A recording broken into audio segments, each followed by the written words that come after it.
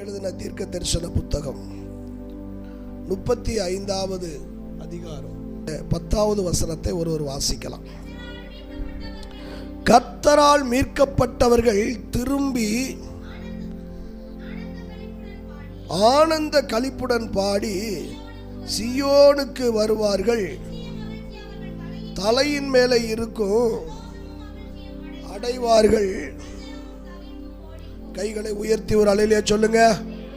ஆண்டவருக்கு மகிமை உண்டாவதாக. மகிழ பண்ணும் தேவன் அப்படிங்கிற தலைப்பிலே ஆண்டவருடைய வார்த்தை தியானிப்பதற்கு பரிசுத்த ஆவியானவர் உதவி செய்வாராக. ஆமென். மகிழ பண்ணும் தேவன். ரட்சிக்கப்பட்ட தெய்வ பிள்ளைகள் துக்கத்தோடு இருப்பதை கர்த்தர் ஒரு நாள் விரும்புகிறதில்ல. எத்தனை பேர் நம்புறீங்க? நீங்களும் நானும் துக்கத்தோடு, கவலையோடு, வேதனையோடு, பாரத்தோடு, கண்ணீரோடு இருப்பதை கர்த்தர் ஒருபோது என்ன செய்கிறதில்ல, விரும்புகிறது இல்லவே இல்லை. நீங்களும் நானும் எப்பொழுதும் எப்படி இருக்கணும்னா மகிழ்ச்சியோடு, சந்தோஷத்தோடு, ஆனந்த களிப்பாக இருக்கணும் அப்படின்னு கர்த்தர் விரும்புகிறாரு. அல்லேலூயா.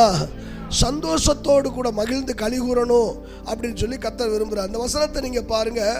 கர்த்தரால் மீட்கப்பட்டவர்கள், ரட்சிக்கப்பட்டவர்கள் திரும்பி ஆனந்த களிப்புடன் பாடி சியோனுக்கு வருவார்கள். நித்திய மகிழ்ச்சி அவர்கள் தலையின் மேலே இருக்கும். சந்தோஷமும் மகிழ்ச்சியும் அடைவார்கள். சஞ்சலமும் தவிப்பு ஓடி போகும். ஒரு அல்லேலூயா சொல்லுங்க. ஆமாம், நீங்களும் நானும் மகிழ்ச்சியோடு கூட இருக்கணும் அப்படின்னு கர்த்தர் விரும்புகிறார். இன்றைக்கி நிறைய பேருக்கு என்ன கிடையாது, ரட்சிக்கப்பட்ட பிள்ளைகளுக்கு மகிழ்ச்சி இல்லை. மகிழ்ச்சியாக இருக்கணும்னு நினச்சாலும் சில பிரச்சனைகள், சில தேவைகள், சில பலவீனங்கள், சில போராட்டங்கள் அவங்களுக்கு வேதனையும் துக்கத்தையுமே கொடுக்குது. நான் சொல்கிறேன், எவ்வளவு பிரச்சனைகள் இருக்கட்டும், எவ்வளவு போராட்டங்கள் இருக்கட்டும், எவ்வளவு தேவைகள் இருக்கட்டும், எவ்வளவு பலவீனங்கள் இருக்கட்டும், நீங்கள் ரட்சிக்கப்பட்டது உண்மையானால் அந்த ரட்சிப்பின் தேவன் உங்களுக்கு தருகிற ஒன்று நித்திய மகிழ்ச்சி தலையின் மேலே எப்பவுமே இருக்குமா? அல்லேலூயா. நீங்கள் மகிழ்ச்சியோடு கூட இருக்கணும் அப்படின்னு கர்த்தர் விருப்பப்படுகிறாரு. ஆமாம், மகிழ்ச்சியாக இருக்குன்னா இந்த தேவை சந்திக்கப்படணுமே, இவ்வளவு தேவை இருக்குதே, இவ்வளவு எதிர்பார்ப்போடு நான் இருக்கும்போது எப்படி நான் மகிழ்ச்சியாக இருக்க? சரீரத்தில் இவ்வளவு பலவீனத்தோடு இருக்கிறேனே, இந்த பலவீனத்தை வச்சுட்டு நான் எப்படி மகிழ்ச்சியாக இருக்க? இப்படி நமக்குள்ளாக பலவிதமான கேள்விகள் நமக்கு வரும். அதுக்கு தான் வேதம் சொல்லுகிறது. அந்த சங்கீதங்கள் புஸ்தகத்தை நீங்கள் வாசித்து பார்த்தீங்கன்னா, கர்த்தர் மீது உன் பாரத்தை வைத்து விடு. ஒரு அல்லேலூயா சொல்லுங்க. பாரத்தை நீ வைக்க வேண்டிய இடத்துல என்னஞ்சிடணும், வச்சிடணும். எங்கே வைக்கணுமா? கர்த்தர் மீது உன் பாரத்தை வைத்து விட, அவர் உன்னை ஆதரிப்பார். கைகளை உயர்த்தி. நீதிமானை ஒருபோதும் என்ன செய்ய மாட்டாராம், தள்ளாட ஓட்டான்னு. அப்போ இன்னைக்கு நிறைய வேலைகளை நம்ம அங்கேருந்து பாரத்தோடு நம்ம வரலாம், வேதனையோடு வியாகுலத்தோடு வரலாம். ஆனால் திரும்பி அதே பாரத்தோடு வேதனையோடு போகிறோம்னா நம்ம அந்த பாரத்தை எங்கே வைக்கல? கர்த்தர் மீது வைக்கல. அன்னாள் வரும்போது துக்கத்தோடு வந்தாள். அவளே சொல்லுகிறாள், நான் மன கிளேசம் உள்ள ஸ்திரீ, மன கிளேசம், நான் மன வேதனையோடு கூட வந்திருக்கிறேன் அப்படிங்கிறா. நான் பேலியாளின் பிள்ளை அல்ல, ஆனால் நான் மன வேதனையோடு வந்திருக்கேன். வரும்போது துக்கத்தோடு தான் வந்தா. வேதம் சொல்ல, அப்புறம் அவள் துக்கமுகமாக இருக்கவில்லை. நான் சொல்ல, நீங்கள் வரும்போது எப்படி வேணாலும் நீங்கள் வரலாங்க.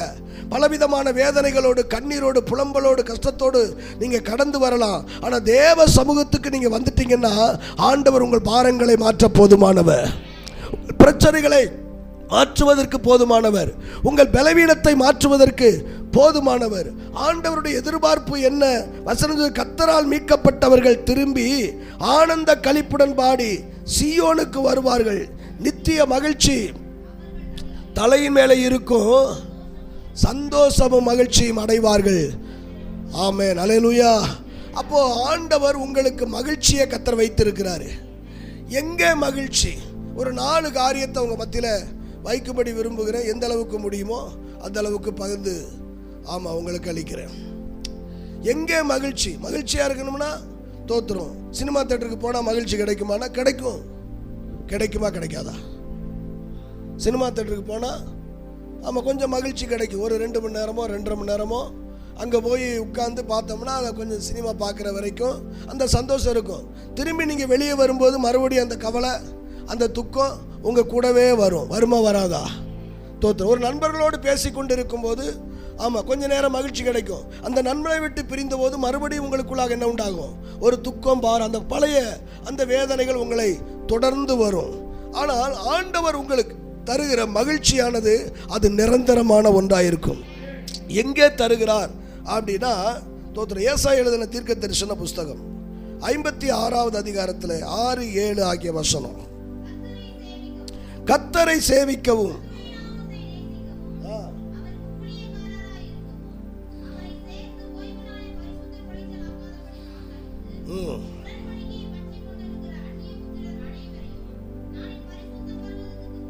நல்லா கவனிங்க. நான் என்னுடைய பரிசுத்த பர்வதத்திற்கு கொண்டு வந்து என் ஜெப வீட்டிலே அவர்களை மகிழ பண்ணுவேன்.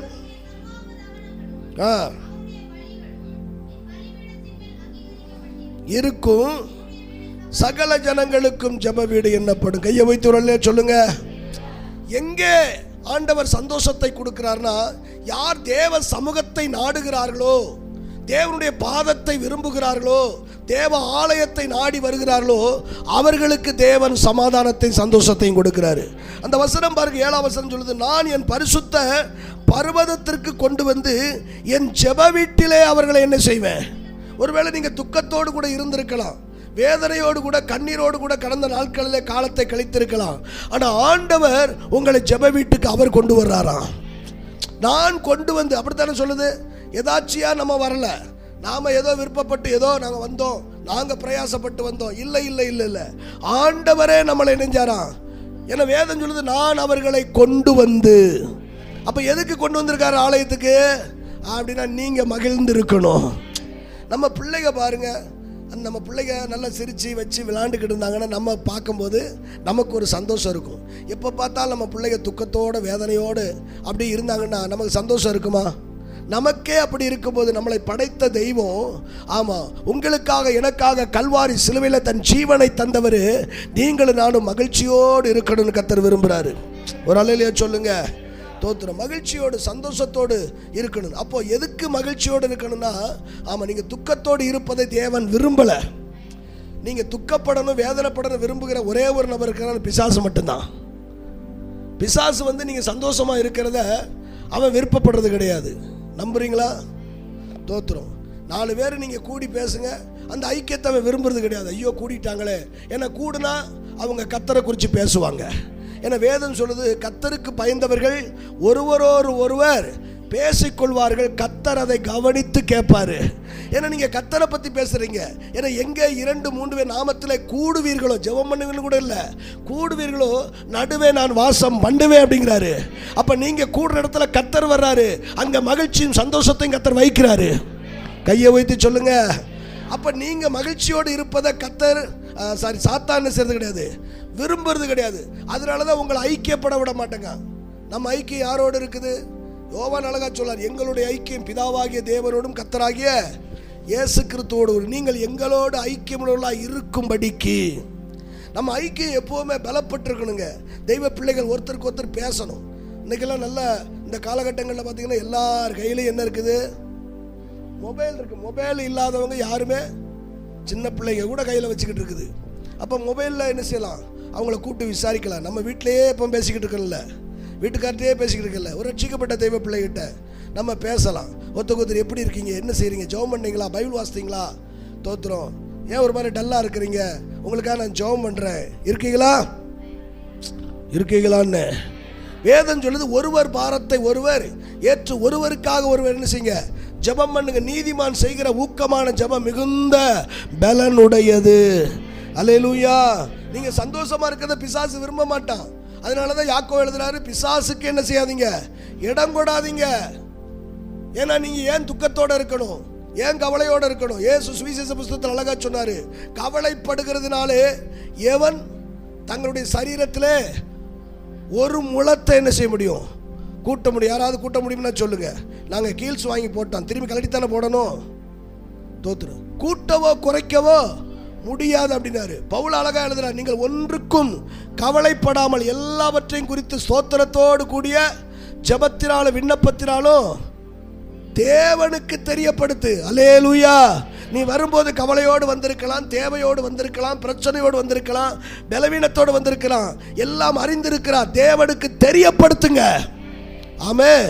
யாபேசு வேண்டிக் கொண்டதை கர்த்தர் அவனுக்கு அருளினார். நீ தெரியப்படுத்து. தெரியப்படுத்த வேண்டியவருக்கு என்ன செய்ய? இந்த லூக்கா 18வது அதிகாரத்தை நீங்க வீட்டில் போய் வாசித்து பாருங்க. சோர்ந்து போகாமல் ஜெபம் பண்ண வேண்டிய விதமாவது அப்படிம்பாரு. சோர்ந்து போகாம. ஏன் சோர்ந்து போகாம அப்படின்னா, எதுக்கு மனுஷனுக்கு சோறு வருதோ இல்லையோ, செபிக்க சோறு வந்துடும். நான் உங்களை சொல்லல, வேற சபையில் உள்ளவங்களை சொல்றேன். ஏன்னா நீங்கெல்லாம் ஆவியில் அனலா இருக்கிற ஆளு. முழங்கால் போட்டுட்டீங்கன்னா 1.5 மணி நேரம் 2 மணி நேரம் செபிக்காம செபத்தை விட்டு இருக்கீங்களா? இருக்கீங்களா? தோத்துறோம். அந்த பெரிய முள்ளு படுற பாடு அதை விட அந்த சின்ன முள்ளு படுற பாடு. ஆமாம், அப்படி ஜெபம் பண்ணிக்கிட்டே ஒத்த கட்டிட்டு அப்படி பார்க்குறது. பார்த்தாச்சுன்னா நம்ம ஆளுங்க இந்த செய்தி கொடுத்துக்கிட்டே இருக்கும்போது டக்குன்னு மணியை பார்ப்பாங்க. என்னென்னா இன்னும் 12 ஆகலையா? அப்படி போய் என்ன செய்ய போகிறீங்க? என்ன பாஸ்டர் சீக்கிரம் முடிச்சுட்டாரு அப்படின்னு நினைக்கணும். தோத்துறோம். அப்படி ஒத்தக்கட்டை அப்படி மேலே பார்க்குறது. ஒன்றும் டயம் இருக்கும், சரி பரவாயில்ல. தோத்துறோம். நம்ம இருக்கிறதே மொத்தத்துக்கு 10 மணிக்கு ஆரம்பித்தோம்னா 9:50க்கு தூதி ஆராதனை ஆரம்பிக்கிறாங்க. அப்படி ஆரம்பித்தோம்னா கரெக்டாக 12:05க்கு நம்ம முடிச்சிடும். அதுலேயும் நம்ம வர்றது நம்ம சௌரியத்தை தான். என்னைக்கு அது மாறுது அப்போ தான் நம்ம வாழ்க்கையில் சிலது மாறும். எது மாறுறது? இந்த தாமதமாக வர்றது, லேட்டாக வர்றது என்னைக்கு மாறுதோ அப்போ தான் நம்ம எதிர்பார்ப்புகள் நிறைவேறி அது மாறும். என்ன இதுக்கு ஆமேன் வர? ஏன்னா உண்மையை பேசும்போது இதுக்கு அப்படி வர்றவங்க தான் முதல்ல ஆமேன்னு சொல்லணும். ஆமாம், உண்மைதான், சத்தியம் இதுதான். தோத்துறோம். அல்லேலூயா. நாங்கள் லேட்டாக தான் வருவோம். நாங்கள் லேட்டாக வந்தாலும் லேட்டஸ்ட்டாக ஒரு பிரச்சனையும் கிடையாது. தேவனுடைய இருதயத்தை காயப்படுத்தி தேவனிடத்திலிருந்து பூரணமான அற்புதத்தை நம்ம என்ன செய்ய முடியாது. நான் மீண்டும் சொல்வேன், அந்த பண்டிகையில் சொல்லிட்டு விட்டுட்டு, நான் பண்டிகையில் 2 விதமான பண்டிகை. ஒன்று தேவனால் உண்டான பண்டிகை, இன்னொன்று மனுஷர்களால் உண்டான பண்டிகை. தேவனால் ஏற்படுத்த பண்டிகை தேவனோடு ஒட்டி சேர வைக்கும். அதுக்கு தான் அந்த பண்டிகை வச்சாரு. தேவனோடு கிட்டி சேர வைக்கும். மனுஷரால் ஏற்படுத்துறது தேவனை விட்டு பிரிக்க செய்யும். இந்த பண்டிகை நமக்கு தேவனோடு நெருங்க வைக்குதா இல்லை பிரிக்க வைக்குது? நம்ம திங்காத கறியா? நம்ம திங்காத எத்தனை ஆடு, எத்தனை மாடு, எத்தனை கோழி இது வரைக்கும் காலி பண்ணியிருப்போம். பண்டிகைக்கு தான் நம்ம சாப்பிடணும் அப்படின்னு இல்லை. நல்லது, அடித்து புசி சாப்பிடுங்க. ஆனால் இந்த பண்டிகை என்னை தேவனோடு கூட ஒட்டி சேர வைக்குதா அல்லது தேவனை விட்டு பிரிய வைக்குதா? பண்டிகைக்கு துணி எடுத்து கொடுக்கலன்னா நான் பேச மாட்டேன். வீட்டுக்குள்ள ரணகலம், வீட்டுக்குள்ள இது உனக்கு இது என்ன பண்டிகை? ரட்சிக்கப்பட்ட கர்த்தருடைய பிள்ளைக்கு பெந்தேகோஸ்தே பண்டிகை ஒன்று இருக்குது, இயேசுவின் பிறப்பின் பண்டிகை ஒன்று இருக்குது, இயேசுவினுடைய உயிர்த்தெழுந்த பண்டிகை இருக்குது. ஆனால் நான் இப்படி சொல்றேங்க, வார வாரம் நமக்கு ஒரு பண்டிகை இருக்குதுங்க. தோத்துறோம். ஏன்னா எகிப்தில் இஸ்ரவேல் ஜனங்களை சொல்லும் போது அவர்கள் பண்டிகை கொண்டாடும்படி அவர்களை அனுப்பிவிடு, அடுத்ததான் சொல்ல ஆராதிக்கும்படியாக. அப்ப பண்டிகை தான் ஆராதனை தான் பண்டிகை. கையை உயர்த்தி சொல்லுங்க, ஆண்டவருக்கு மகிமை உண்டாத. அப்போ நீங்க சந்தோஷப்படணும்னா எங்க சந்தோஷம் இருக்குன்னா அவர்களை எங்க கொண்டு வர்றாராம். அந்த வசனம் சொல்லுது பாருங்க, 56:6-7 வசனம். பரிசுத்த பர்வதத்தில் நான் கொண்டு வந்து மகிழ பண்ணுவேன். ஒரு அலையிலே சொல்லுங்க. ஆலயத்தில் தான் கர்த்தர் என்ன வைக்கிறாராம்? மகிழ்ச்சியை வைக்கிறாரு. ஆலயத்துக்கு வராதவங்க சந்தோஷத்தை மகிழ்ச்சியை இழந்து போறாங்க. நான் சொல்ல எவ்வளவு சம்பாதிக்கலாங்க. சில வேளை ஞாயிற்றுக்கிழமை கூட வேலை வச்சிடறாங்க ஆபீஸில். இப்போ இந்த ஆபீஸருடைய பிரச்சனைனால ஞாயிற்றுக்கிழமை வேலை கூட இல்லை, இடைப்பட்ட நாள் வேலையே இல்லைங்கிறாங்க. ஆனால் அதை தாண்டி இந்த சீசன் நாட்கள் ஞாயிற்றுக்கிழமை வேலை வச்சுருவாங்க. நான் சொல்கிறேன், நீ ஞாயிற்றுக்கிழமை கோயிலுக்கு போய் வேலைஞ்சி நீ சம்பாதிச்சாலும் சந்தோஷத்தை சம்பாதிக்கவே. சந்தோஷம் எங்கே கிடைக்கும்? ஜவரியா கடையில் போய் ஒரு 1/2 கிலோ சந்தோஷம் கொடுங்க. அவர்கிட்ட கேட்டு பாருங்க. நானே போட்ட காசை திருப்பி வேவு எடுக்க முடியாமல் புலம்பிட்டு கிடக்க, என்கிட்ட வந்து சந்தோஷம் 1/2 கிலோ கொடுங்க அப்படின்னா எழுதி வச்சு வேணா சந்தோஷம்னு எழுதி வேணா கொடுப்பாரு. சந்தோஷத்தை எங்கேயும் போய் என்ன செய்ய முடியாது, வாங்க முடியாது. சந்தோஷம் எங்க இருக்குன்னா, நான் என் ஜெப வீட்டிலே கொண்டு வந்து அவர்களை மகிழ பண்ணுவேன். ஆலயத்தில் கர்த்தர் சந்தோஷத்தை வைக்கிறாருங்க. அதுக்கு தான் ஆலயத்துக்கு வரணும் அப்படிங்கிற ஆண்டவர் வச்சிருக்கிற. 6 நாள் நீ வேலை செய், 7ஆம் நாள் நீ ஓய்ந்திரு, அந்த நாள் எனக்குரிய நாள். அது கர்த்தர் உண்டு பண்ணின நாள், அதில் நீ மகிழ்ந்து களி கூற வேண்டும். லூக்கா எழுதின சுவிசேஷ புஸ்தகம் 2வது அதிகாரம் 25 முதல் 27 வசனங்கள்.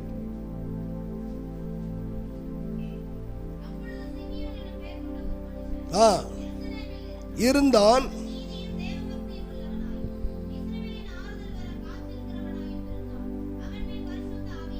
இருந்தார்,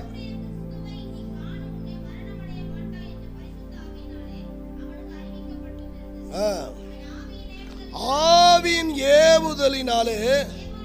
நல்லா கவனிங்க, ஒரு அல்லேலூயா சொல்லுங்க. இங்க அபிஷேகம் பண்ணப்பட்டதான ஒரு மனிதனை ஆவியானவர் நடத்துறாரு.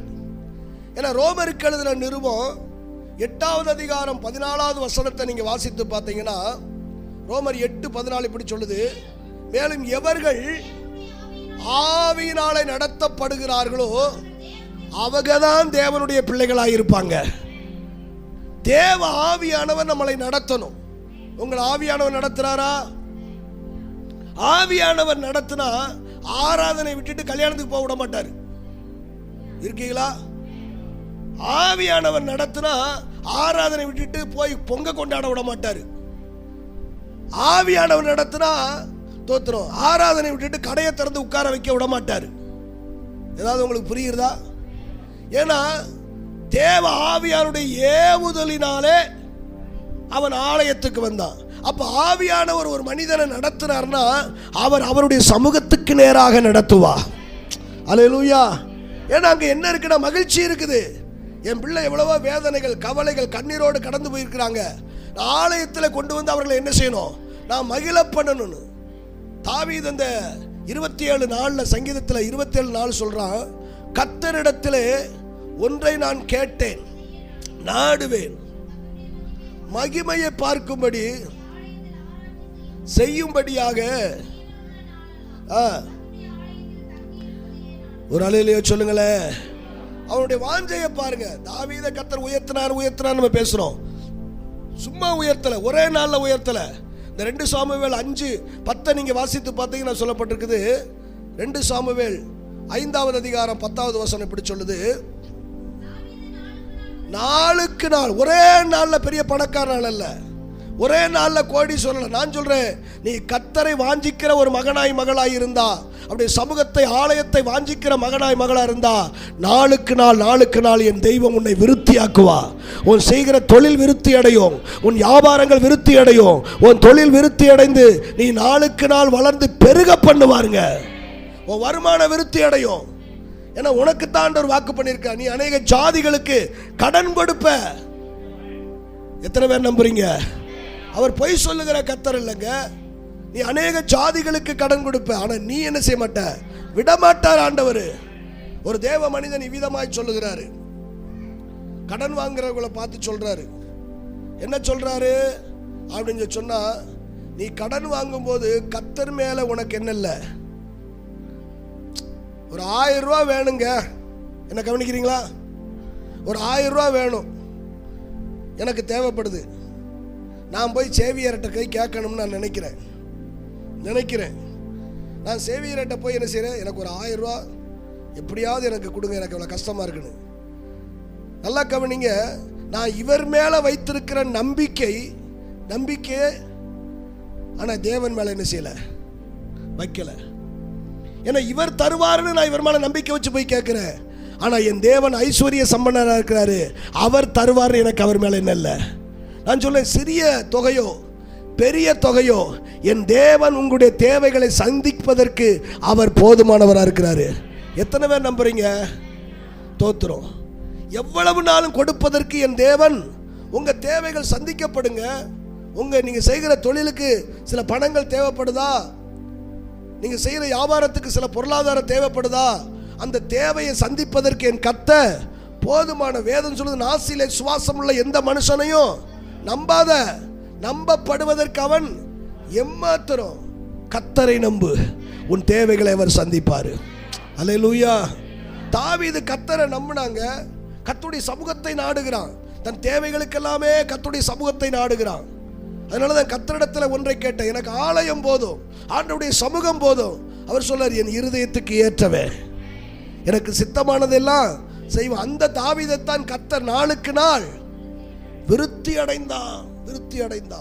அந்த தெய்வத்தை நாம் ஆராதிக்கிறோம். ஆமென் சொல்லுங்க. அப்போ ஆலயத்திற்கு வருகிறவர்களை கர்த்தர் என்ன செய்கிறாரு? அவர் மகிழ பண்ணுகிறார். 122ஆம் சங்கீதத்தில் நீங்க 1-2 வசனத்தை நீங்க வாசித்து பார்த்தீங்கன்னா அங்க சொல்லப்படுகிறது, சங்கீதம் என்று அவர்கள் சொன்னபோது, ஒரு அல்லேலூயா சொல்லுங்க. அடுத்த வசனம், அடுத்த நிமிஷமே எங்கள் கால்கள் எங்க நிற்கிறச்சு? எருசலேமிலே நிக்கல் ஆயிற்று. ஏன்னா எருசலேமில் தான் ஆலயம் இருக்குது. கர்த்தருடைய ஆலயத்துக்கு போவோம். தாவீதோடு யாரோ சொல்றாங்க, யாரு சொன்னாங்கன்னு தெரியல. நண்பர்கள் சொன்னாங்களா இல்லாட்டா அவங்க உறவுகள் சொன்னாங்களான்னு தெரியல. ஆலயத்துக்கு போவோம்யா. இன்னைக்கு என்ன கூட்டமா வச்சிருக்காரு? இன்னைக்கு என்ன? இன்னைக்கு வேதவாட கூட்டம் இருக்குல்ல, போவோமா? அங்க வேதவாட கூட்டத்துக்கு போய் இருக்கட்டும். அவர் வாயாம அந்த கலாத்தியர்னே சொல்லிட்டே இருக்காரு. சரி, அப்ப நீங்க வந்து எபேசியர்னு வந்து சொல்லுங்க. காத்திருப்பு ஜெபம் அடுத்த வாரம் போய் இருக்கட்டும். வர்ற மகராசியும் கெடுத்து உட்கார வச்சிடறோம். நம்மள என்ன செய்யணும்? ஆண்டவர் ஆசீர்வதிக்கணும், மேன்மைப்படுத்தணும், கனப்படுத்தணும், உயர்த்தணும்.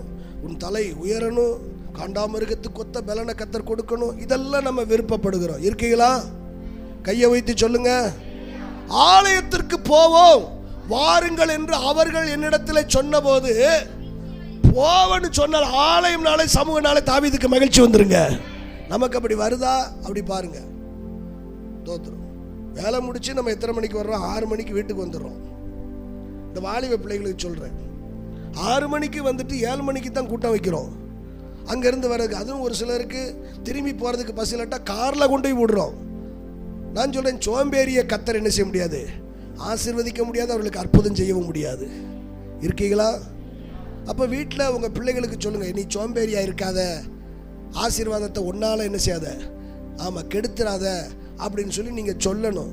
இல்லை பாஸ், அதை சொல்கிறது கூட நான் சோம்பேறியாக இருக்கேன், ஒன்றும் செய்ய முடியாது, வாய்ப்பே இல்லை. கையை வைத்து சொல்லுங்க. அல்லேலூயா. அப்போ சந்தோஷத்தை, மகிழ்ச்சியை கர்த்தர் எங்கே கொடுக்காருனா ஆலயத்திலே கொடுக்கிறாரு. ஆலயத்திற்கு வருகிறது நீங்களா வரல, ஆவியானவர் உங்களை கொண்டு வந்திருக்கிறாரு. எத்தனை பேர் நம்புறீங்க? காரணம் உங்களை மகிழ்ச்சிக்குள் நடத்த முடியாது. 2வது காரியம், எதன் மூலமாய் மகிழ்ச்சியை தருகிறார்? சங்கீதங்களின் புஸ்தகம் 119ஆம் சங்கீதம் 77வது வசனம். சங்கீதம் 119:77. நான் பிழைத்திருக்கும்படிக்கு கிடைப்பதாக, கையை வைத்து உரலில சொல்லுங்க. அவர் சொல்லார் பாருங்க, உம்முடைய வேதம் எனக்கு, இந்த வேதத்தை எதற்காக ஆண்டவர் கொடுத்திருக்காரு? நீ மகிழ்ச்சியா இருப்பதற்காக. சில பேர் ஆமென் சொல்லல. இந்த வேதம் எதுக்காக உனக்கு கொடுத்திருக்காரு அப்படின்னு சொன்னா, தோத்திரம், நீ மகிழ்ச்சியாக, ஒரு சோர்ந்து போய் இருக்கிற, பலவீனத்தோடு கூட இருக்கிற, அப்ப நீ இதை படிக்கும் போது உனக்குள்ளாக ஒரு சந்தோஷத்தை கர்த்தர் கொடுப்பாரு. ஏன்னா இந்த வார்த்தை உனக்கு மகிழ்ச்சியை கொடுக்கக்கூடியது. இன்னொரு வசனத்தை கூட நீங்க வாசித்து பாருங்க. 92வது வசனத்தை வாசிங்க. 119:92. உம்முடைய வேதம் எனக்கு மனமகிழ்ச்சியாய் இராதிருந்தால், ஒரு மனுஷனுக்கு துக்கம் வந்துகிட்டே இருந்தா அவன் சீக்கிரம் செத்துருவானா? நீங்க இருக்கணுமா சாகணுமா நீங்க முடிவு பண்ணுங்க.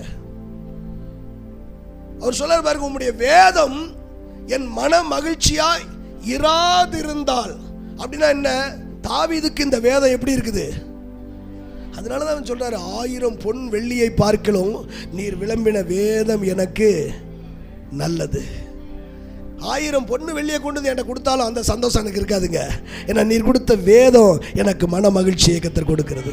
இந்த வேதத்தை எதுக்குங்க எழுதி கொடுத்துருக்காருன்னா, என் பிள்ளைங்க சந்தோஷமா இருக்கணும், நீங்க மகிழ்ச்சியோடு கூட இருக்கணும். அப்ப இந்த வேதத்தை ஆண்டவர் கையில் கொடுத்துருக்கிறாரு. ஏன்னா ஏசாயா எழுதும் போது இப்படி சொல்றாரு, கர்த்தருடைய புத்தகத்தை தேடி வாசியுங்கள், அதில் ஒன்றும் சோடு இல்லாமல் இராது. கர்த்தருடைய ஆவி அதை ஒன்றோடு ஒன்று சேர்க்கும் அப்படின்னு. அப்ப தேடி என்ன செய்யறோம்?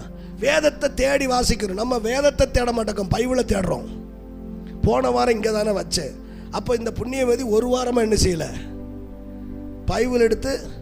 ஆனால் ஒரு நாள் மொபைலை நீங்கள் எங்கேயா மறந்து வச்சிருங்க. நீங்கள் வேலை செய்கிற இடத்துல மொபைலை வச்சுட்டு எங்கே வந்துட்டீங்க?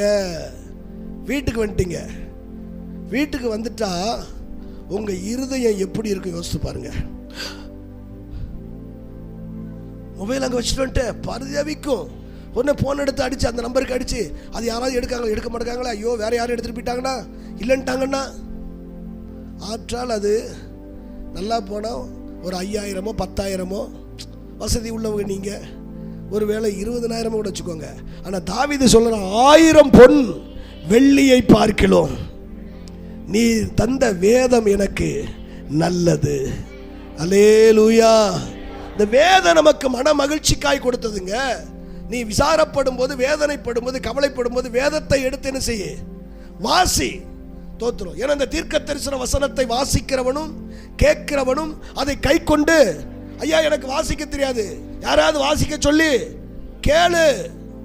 தோத்துரும். டிவியை போட்டுவிட்டு கால் மேல கால் அப்படி போட்டுட்டு அதன் மேல இருக்கிற ஒரு நாட்டம் அந்த வேதத்தின் மேல இல்லை. நம்ம சபையில் ஒரு தீர்மானம் நம்ம கொடுத்துருக்குறோம். கடந்த ஆண்டில் என்ன அப்படின்னு சொன்னா, வேதத்தை முழுமையாக ஒரு ஆண்டில் வாசித்து முடிக்கிறது. சில கர்த்தருடைய பிள்ளைங்க 2 முறை வாசித்து முடிச்சிருக்கிறாங்க.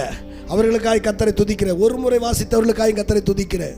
இந்த வருஷம் நம்ம வாசிக்கணும் கையில் கொடுத்துருக்கிறோம். வாசிக்கிறீங்களா? அல்லேலூயா.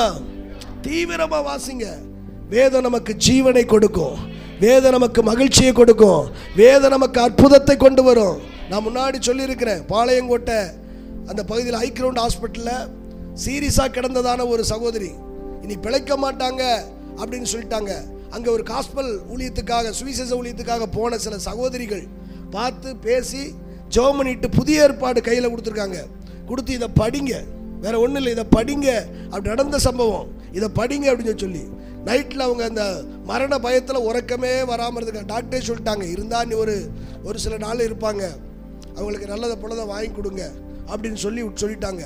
இது இவங்க காதுக்கு வந்திருந்து இவங்களால உறங்க முடியல. ஆனால் என்ன செய்தாங்க தெரியுமா? தோத்து அந்த சுவிசேஷம் சொன்ன போது அந்த புத்தகத்தை எடுத்து மத்தேயு, மார்க்கு, லூக்கா, யோவான், இந்த யோவான் வாசிக்கும் போது விடிஞ்சிருச்சான். கண்ணசந்து உறங்கிட்டாங்க. டாக்டர் ரவுண்டு வருவாங்க. அப்படி வரும்போது, விசிட் வரும்போது இவர் படுத்த படுக்கையில் இருக்கிறாரு. பார்த்து தட்டி எழுப்பியிருக்காரு. அரை உறக்கத்தில் அப்படி பார்த்துருக்காரு. தட்டி எழுப்பின உடனே எதிர்த்து முன்னாடி இருந்ததை விட வித்தியாசமாக உட்கார்ந்துருக்கிறாரு. எப்படி இருக்கிறீங்க? நல்லா இருக்கேன். அடுத்து பார்த்தீங்கன்னா மதியத்துக்குள்ளே அவருடைய ஆக்டிவிட்டி எல்லாம் வித்தியாசமாக இருக்குது. முத நாள் இருந்தது மாதிரி இருக்க மாட்டேங்குது. சுறுசுறுப்பாக இருக்கிறாரு. அங்கிட்டு போகிறார் இங்கிட்டு போகிறார், மற்றவங்களெல்லாம் பார்த்து பேசுகிறாரு, வைக்கிறாரு. 2 நாள் தான் பார்த்தாங்க, ஆள் வித்தியாசமாக இருக்காரு. என்ன ஆள் எந்திக்கிறது கையை ஊனி கரணம் பாய்ச்சிக்கிட்டு இருப்பாரு, இப்படி இருக்காரு அப்படின்னு 3 நாள் கொண்டு போய் மருத்துவ அந்த உள்ளே போய் மருத்துவ கருவியை வச்செல்லாம் செக் பண்ண போகும்போது அவருக்கு இருந்த அந்த வியாதிக்குள்ள அறிகுறியே இல்லாமல் போயிருச்சான். என்ன நடந்துச்சியா, எப்படி வந்துச்சு? நம்ம இல்லாமல் வேற டாக்டர் வந்துட்டாரானா, ஒரு டாக்டர் வந்தார், வார்த்தையின் மூலமாய் வந்தார். வேதம் சொல்லுது, அவர் தம்முடைய வசனத்தை அனுப்பி குணமாக்குறவர். நீ வேதத்தை நீ அப்படி நினைச்சு வாசித்து பாரு. இந்த வசனத்தை வாசிக்கும் போதே உனக்கு ஒரு அற்புதம் நடக்கும், உனக்கு ஒரு விடுதலை கிடைக்குங்க. கர்த்தர் உனக்காக அடைபட்ட கதவுகளை திறப்பாரு. அதனாலதான் 100க்கு அதிபதி சொல்றான், ஒரு வார்த்தை சொல்லும். ஹல்லேலூயா. என் வேலைக்காரன் அப்பொழுது சுகமாகும். ஒரு வார்த்தை போதுங்க. நீ வாசிக்கிற வார்த்தை, ஒரு வார்த்தை போதும். உன் பிரச்சனைக்கு ஒரு முற்றுப்புள்ளி உண்டாகும், உன் கவலைக்கு ஒரு முற்றுப்புள்ளி உண்டாகும், உன் தேவைகள் அதை சந்திக்குங்க. ஆமென். ஹல்லேலூயா. அப்ப கவனிங்க, இந்த வேதம் எதற்கு கொடுக்கப்படுகிறதுனா, வேதம் உனக்கு என்ன தருகிறது?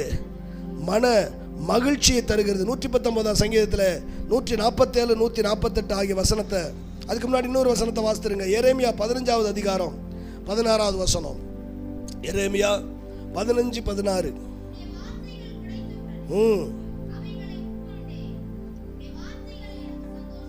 உம்முடைய வார்த்தைகள் கிடைத்த போது அதை நான் உட்கொண்டு சந்தோஷமும் இருந்தது.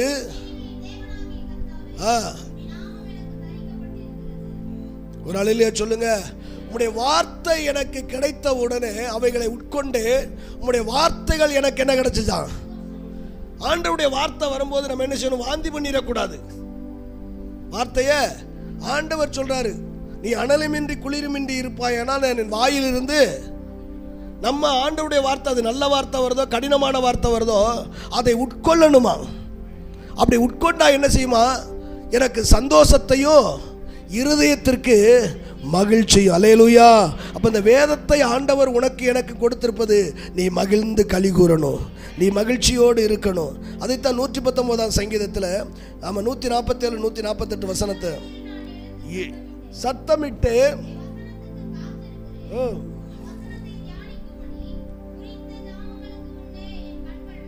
எப்ப எந்திக்கிறாரு?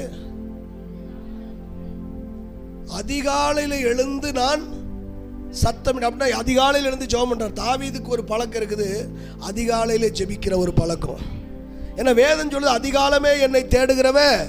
ஐயா சரீர பலவீனம் தான் ஐயா, சரீரத்தில் சில பலவீனம், அதனால எழுந்திருக்க முடியாது சொல்ல. நான் சொல்றேன், ஒரு மனிதன் சொல்றான், ஒரு பழக்கத்தை 21 நாள் தொடர்ந்து நம்ம அதை செய்ய ஆரம்பிச்சோம்னா அந்த பழக்கம் நமக்கு அப்படியே வழக்கமாக மாறிடுமா.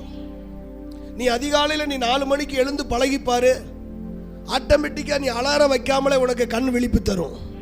இல்லை 5 மணிக்கு நீ எழுந்து பழகிப்பாரு, அலாரம் வைக்காமலே ஒரு 21 நாள் அலாரம் வச்சுட்டு அதுக்கப்புறம் நீ ஆஃப் பண்ணிடு.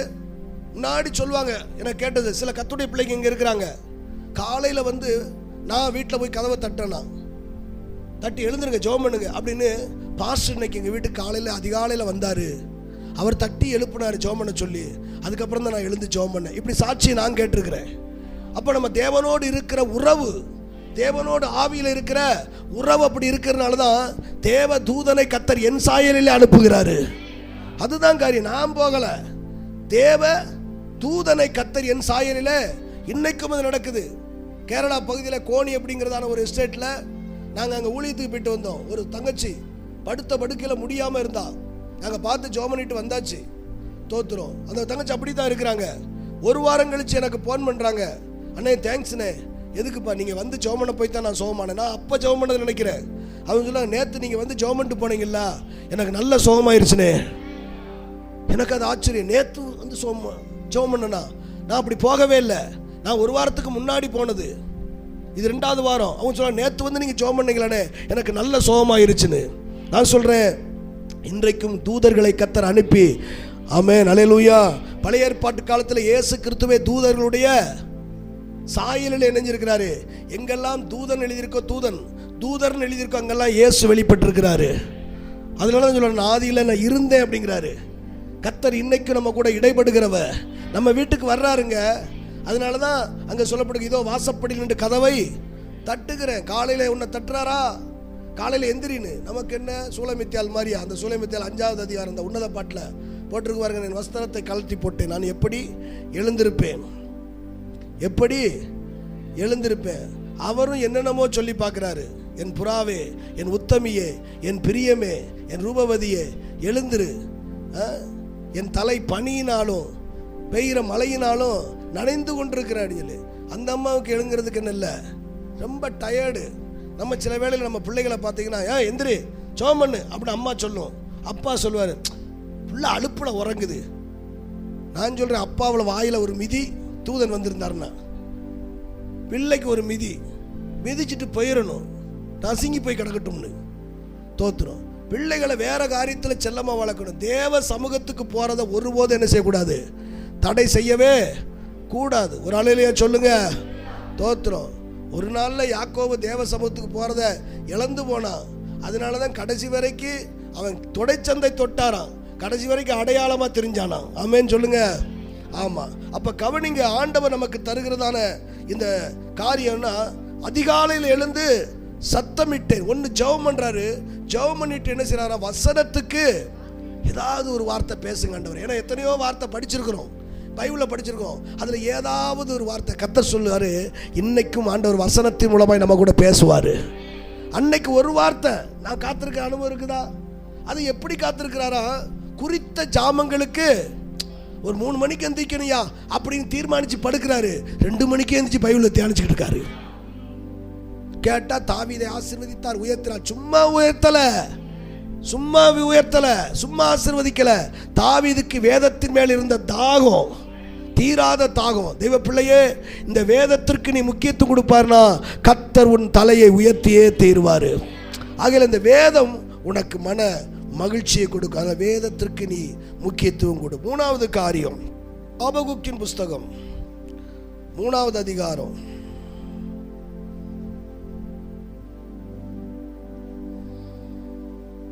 17-18 ஆகிய வசனம். போனாலும்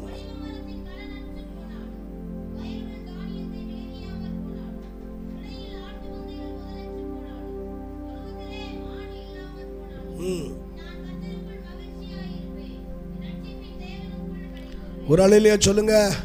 மாடு ஆடு மாடு கொடுக்கிற சந்தோஷத்தை விட, அதாவது என்னன்னா ஆஸ்தி கொடுக்கிற சந்தோஷத்தை விட எந்த ஒரு மனுஷி கர்த்தருக்குள் இருக்கிறாங்களோ அதிக சந்தோஷத்தை கர்த்தர் கொடுக்கிறாரு. அவர் சொல்லாரு, இதெல்லாம் இல்லாமல் போனாலும் சரி கர்த்தருக்குள் நான் எப்படி இருப்பேன்? மகிழ்ச்சியா இருப்பேன். என் தேவனுக்குள்ளாக நான் களி கூறுவேன். அல்லேலூயா. நீ ஆண்டவருக்குள்ள இருப்பேன்னு சொல்லி வச்சுக்கோ, உன் மகிழ்ச்சி யாராலும் எடுக்கவே முடியாது. கர்த்தருக்குள்ள எல்லாருக்கும் கிடையாது. கர்த்தருடைய பிள்ளையா வாழலாம், சர்ச்சைக்கு வரலாம், போகலாம், பாட்டு பாடலாம், ஆராதிக்கலாம், காணிக்கை கொடுக்கலாம், தசமம் கொடுக்கலாம்.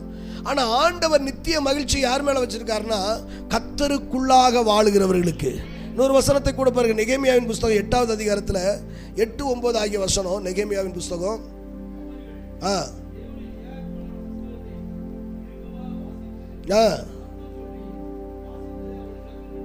பண்ணினார்கள்.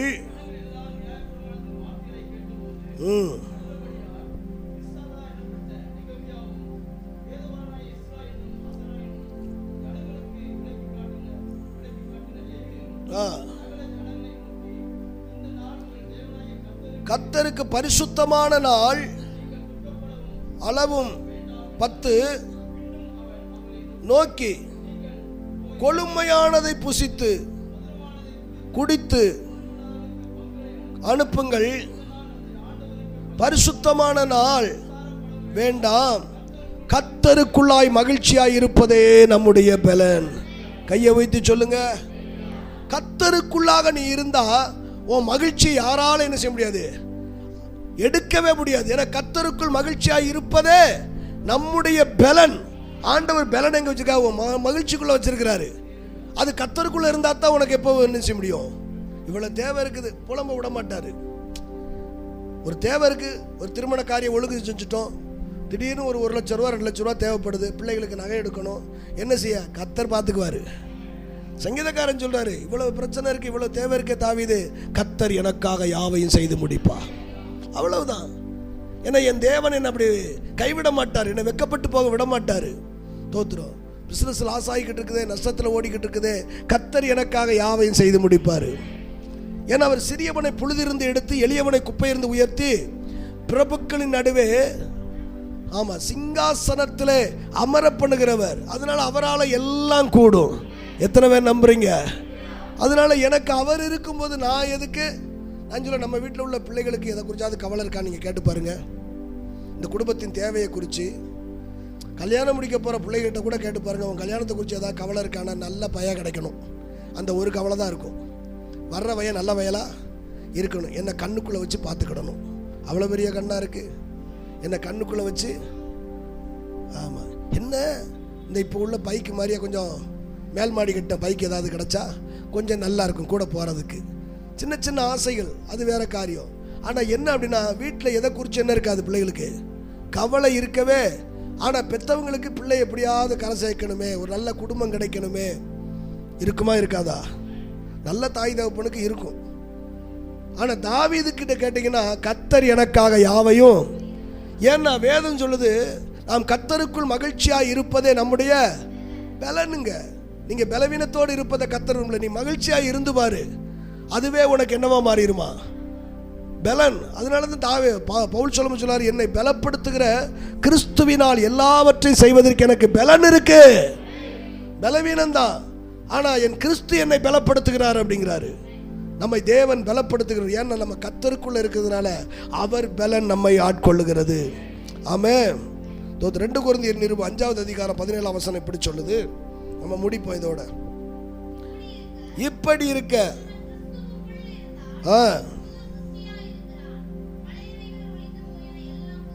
அந்த ஆபகுக்கு சொல்லும் போது, நான் கர்த்தருக்குள் எப்படி இருப்பேன்?